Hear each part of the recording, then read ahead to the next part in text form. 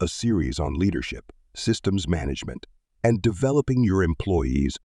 Hey restaurant owners, managers, and operators, today we're going to dig a little deeper into how to manage a restaurant. We're going to dig into systems, processes, and procedures. Right now, coming up, you musing everybody with everyone.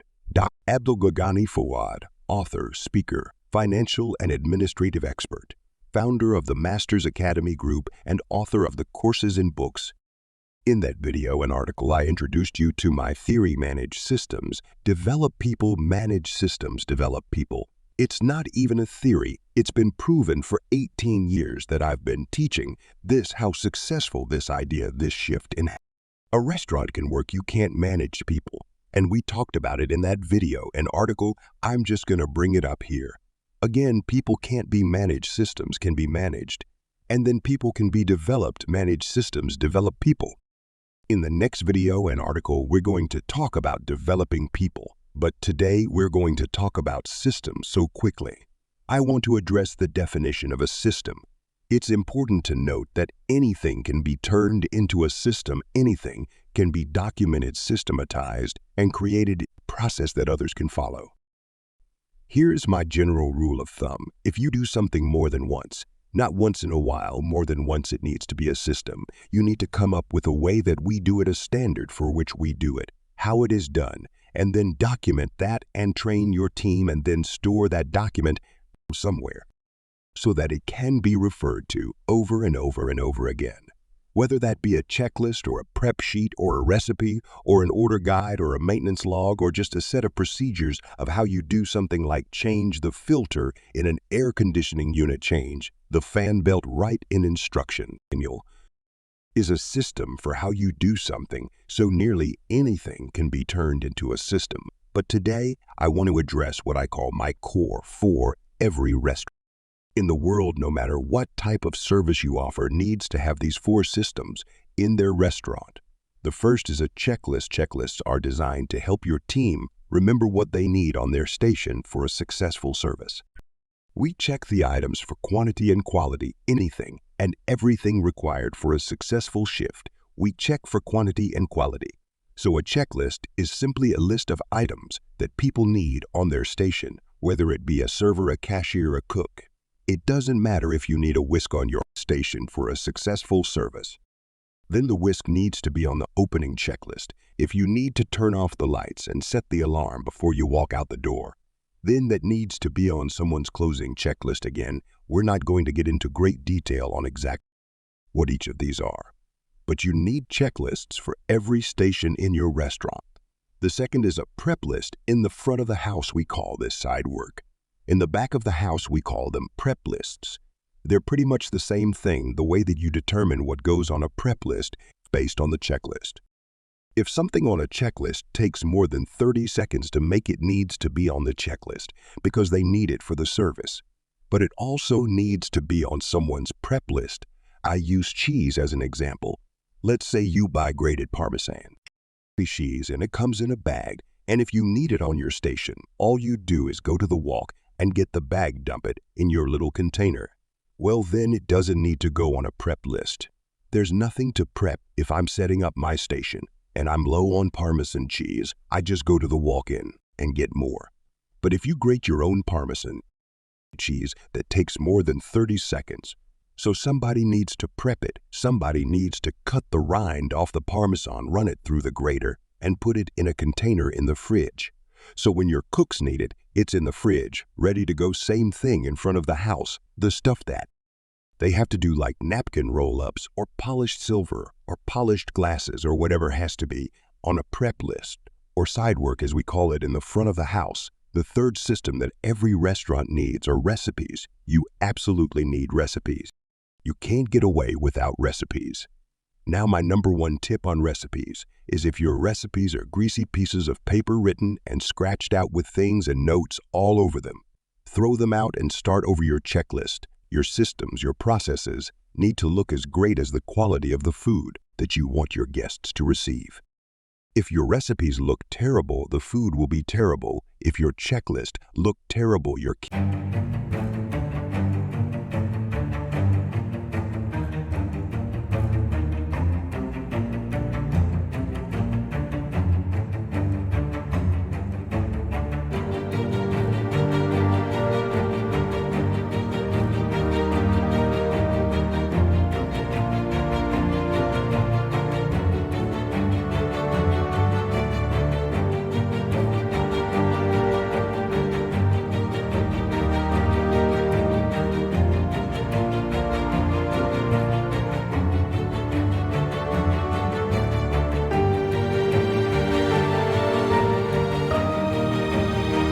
kitchen, your restaurant will not be set up properly. So with recipes, they need to look good. If there's chicken scratch all over them, start over, clean them up. And then the last thing are what are build sheets now. Build sheets are basically, we're putting up examples here as I talk, but basically a picture of the food, a description of the food, some quick kitchen directions, allergies, etc. These are used to train your front of the house staff as well as to help your back of the house staff. I'm going to give you a very oversimplified example of why you need these 4 items. But imagine this scenario for a second. Imagine you hired me as a cook in your restaurant, and on day 1, I know how to cook. I've cooked my whole life. I know how to cook almost anything, but I don't know how to cook in your restaurant. So let's say your restaurant is a burger restaurant. I know how to cook a burger, but I know how to cook my burger, not your burger. But if you hire me on day 1 and you say, Ryan, here is your station checklist, here is your prep sheet, here is the recipe courses and books, and here are your build sheets. I don't even need training. Now I know this is a stretch, but listen to me for a second here. If I follow the checklist, then I know what I need on my station to get set up down. Do I need olive oil in a squirt bottle? Do I need melted butter? Do I need a brush in the butter? Or a spoon? Do I need a spatula with holes in it or spatula that's straight? What do I need on my station to make sure that I'm set for service? Then once I have all the stuff on the checklist on my station, I've got an hour until service. Starts well. What should I prep? Let me go to my prep list and I'll go in the walk-in and see. Oh, we're low on special sauce. I'll go to the recipe courses and books and get the recipe for special sauce. And then I'll put more special sauce in the walk-in. And now I did my prep. And then the first or a cheeseburger comes in. And now in my head, I'm like, well, do they toast the bun? Do they griddle the bun? Do they butter the bun? Do they oil the bun? Do they salt and pepper? The hamburger on both sides are just on one side. Do they melt the cheese on the flat top or melt the cheese under the salamander? All of that is on the build sheet. Is the lettuce and tomato below the burger or above the burger? Do you put mayonnaise on the bottom bun or the top bun? Does it even have mayonnaise? Or does it have special sauce? I don't know, but if I have a build sheet, then I know you could literally not need to train your team if you have the right systems in place. This is what I've been talking about the whole time when I say manage systems and then develop people again. We're going to talk about developing people in the next video, an article. So the last thing I want to address here, as I introduce you to the next video, an article which is going to be developing people, is going to be what to do when your people aren't following the systems. I'm going to tell you an example from a client that it's been an absolute privilege to work with them. They're probably one of the fastest growing concepts in the country right now. I've worked with them for about 4.5 years, and for 6 months. We tried to fix a couple of their restaurants that weren't doing very well, and the owners made a very brave decision to sell one and close the other and kind of start over with everything I was teaching them while we were trying to fix their existing restaurants. They decided that they would better your off just starting over. So together, we developed a new concept, and that concept in the last 3 to 3.5 years has opened up over 10 locations and is probably one of the fastest growing concepts in the country. And they've been amazing to work with. It's been an absolute amazing journey working with them and seeing the growth and the success that them and their team have had. But I want to tell you a story. Early on when we created this new concept and got them open, the owner would come in the morning and check in on one particular person. And this person was the opening server. And one of the items on their checklist was to sweep the floor in the entryway of the restaurant and the entryway outside the restaurant. And when the owner came in, he noticed multiple days that it wasn't swept properly, but it was checked off on the checklist. So the owner was constantly saying, hey, I noticed you didn't sweep the floor, but it's checked off. And this created kind of a conflict, of course, because nobody likes to be managed.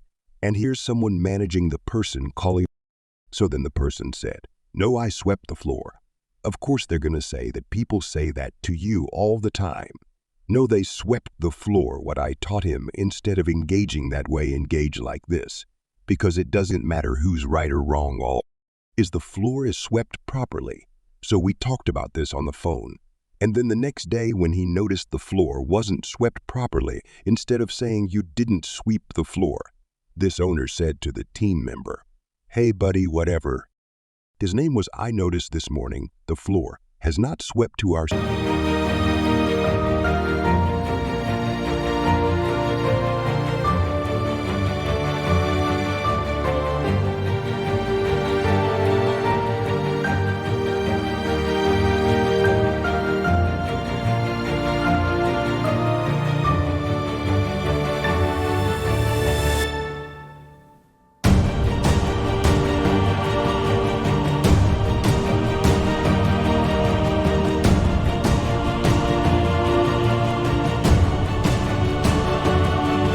standard.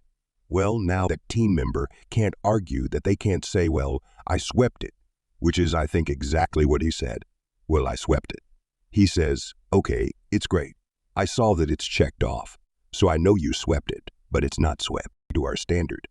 So would you mind sweeping it again and making sure that it's clean into our standards?" Sure, no problem. Then after he does it again, he says to the team member, "Great, tomorrow morning, I expect the floor to be swept to this standard." Well, the next morning, it wasn't so. Instead of engaging with that person saying, "Hey, you didn't do it," or "Hey, you didn't do it right," he just said, "Obviously, I must have failed. You and I have not taught you what our company standard is on how to properly sweep the floor. So tomorrow morning, I'm going to come in early and sweep the floor with you to make sure you understand our standard." And that person said, No, that won't be necessary. I'll take care of him." And then on the floor was swept properly because we changed it up. It's not about the person. It's about the system. It's about the standard. It's about the level that this is done. It's about, is the floor swept to my standard? Not was the floor swept when you were saying that your system's your checklist. It's because you're still managing the person, you're not managing the checklist. When something is not done and is not done right, make it about it. Not being done right, not about it not being done, make it about the system, the standard, the level that we expect the process, not with your team. And I know you will be amazed at the results you're going to get. This is a great introduction to the next video and article about leadership, about managing systems and developing your people, where we're going to cover a little bit more in depth about what to do when your people are not following the systems on a regular basis to the level that you need. I thoroughly hope you enjoyed this week's video and article, and I love bringing you more trainings just like this. If you're not a subscriber on our email list, please go to therestaurantboss.com and get on that list so we can send you great video and articles like this every week. If you've not subscribed to our YouTube channel, click that subscribe button. If you don't have a copy of our courses and books, please check that out. Everything you need to know is that our courses are on the Udemy profile. You can get amazing free tools and watch all of our video and articles over there. But until next week, remember, systems create freedom. Freedom creates value, and value creates scale. Have an amazing day. I love every single one of you crazy restaurant people. Bye-bye. I hope you enjoyed this week's training video and article. If you haven't subscribed to our channel yet, would you go ahead and smash the like button right up there so you can get notified every week when we release a new free training video and article. I've also gone ahead and put a couple of video and articles for you here and here that I think you're going to enjoy. Remember, systems create freedom. Freedom creates value, and value create scale. Manage systems, develop people, and be awesome.